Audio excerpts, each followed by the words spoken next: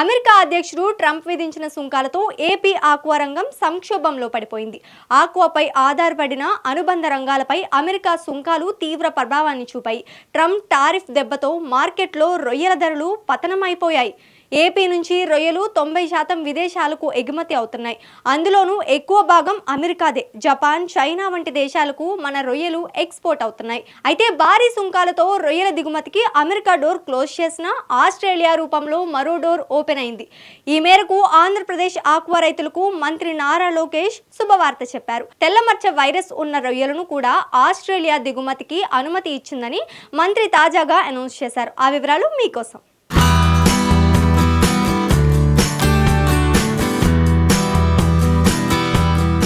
Andhra Pradesh IT శాఖ మంత్రి Nara Lokesh Australia tour విజయవంతంగా కొనసాగుతుంది. ఓవైపు రాష్ట్రానికి పెట్టుబడుల ఆకర్షణతో పాటు మరోవైపు భారత్ ఆస్ట్రేలియా మధ్య ఉన్న సమస్యల పరిష్కారానికి కూడా లోకేష్ కృషి చేస్తున్నారు.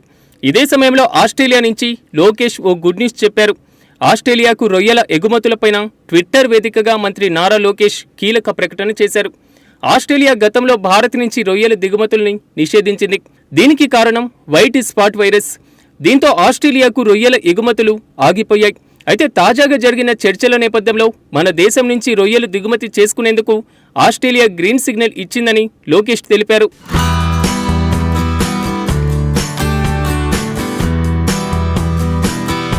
ఆంధ్రప్రదేశ్ రొయ్యల ఎగుమతులకు షరతులతో కూడిన ఆమోదం లభించిందని లోకేష్ తెలిపారు. ట్వీట్లో ఆస్ట్రేలియా అనుమతికి సంబంధించిన డాక్యుమెంట్లను జత చేశారు. 2027 అక్టోబర్ 20వ తేదీ వరకు ఆంధ్రప్రదేశ్ రొయ్యల్ని ఆస్ట్రేలియా దిగుమతి చేసుకుంటుంది. ఏ రకాల రొయ్యలు ఎప్పుడు ఎంత ధరకు దిగుమతి చేసుకుంటారనే వివరాలు ఈ డాక్యుమెంట్లో ప్రస్తావించారు. మొత్తానికి ట్రంప్ సుంకాలకు ఆస్ట్రేలియా రూపంలో ఒక పరిష్కారం దొరికినట్లయింది. ఈ విజయం వెనుకాల భారత్ ఆస్ట్రేలియా ప్రభుత్వాల కృషి ఎంతో ఉందని వారికి కృతజ్ఞతలు తెలిపారు. ఒకే మార్కెట్ పైన ఆధారపడకుండా కొన్ని మార్కెట్లను ఓపెన్ చేయడం చాలా ముఖ్యమన్నారు మంత్రి లోకేష్.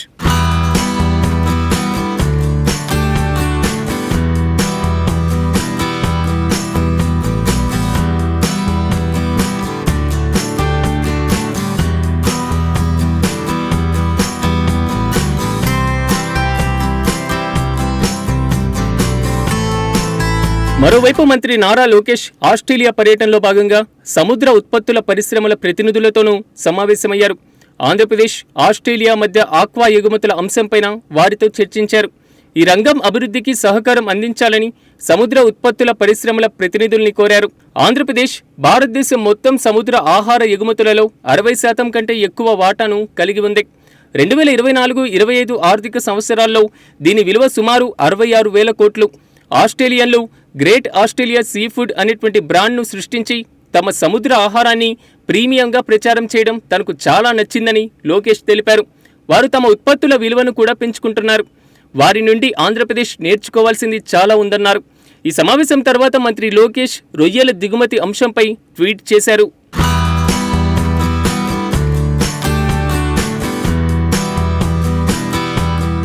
ఆంధ్రప్రదేశ్ ఆక్వా రంగాన్ని ప్రపంచ స్థాయికి తీసుకువెళ్లే మంత్రి లోకేష్ దూరదృష్టి అభినందనీయమని మంత్రి అచ్చెన్నాయుడు కొనియాడారు. ఆస్ట్రేలియాలో ఆక్వా బంధం కొత్త అవకాశాలను దారితీస్తుందన్నారు. అమెరికా విధించిన అధిక సుంకాలకు ప్రత్యామ్నాయంగా ప్రపంచవ్యాప్తంగా ఆంధ్రప్రదేశ్ ఆక్వా ఉత్పత్తులకు కొత్త మార్కెట్ కల్పించాలని లక్ష్యంగా లోకేష్ ముందుకు సాగుతున్నారన్నారు. అయితే చంద్రబాబు నాయకత్వంలో పెట్టుబడుల వర్షం కురుస్తుందని, రాష్ట్రానికి 1000 కిలోమీటర్ల సముద్ర తీరం ఆక్వా పరిశ్రమకు బలమైన ఆధారమని అన్నారు. నైపుణ్యాభివృద్ధి, పరిశోధన, సాంకేతిక రంగాల్లో లోకేష్ ప్రగతిశీల ఆలోచనకు అభినందనలు తెలిపారు.